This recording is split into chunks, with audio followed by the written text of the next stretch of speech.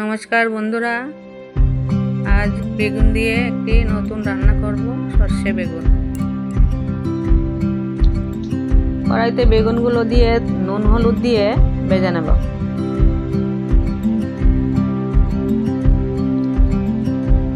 ভাজা হয়ে গেলে বেগুনগুলো তেলে নেব। তারপর একটু অয়েল দিয়ে দিলাম,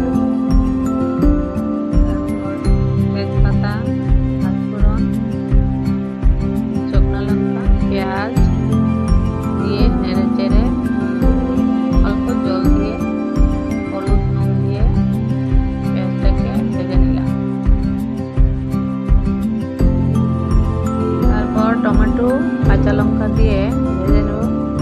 তারপর সর্ষে দিয়ে একটু ভেজে জল দিয়ে দেব।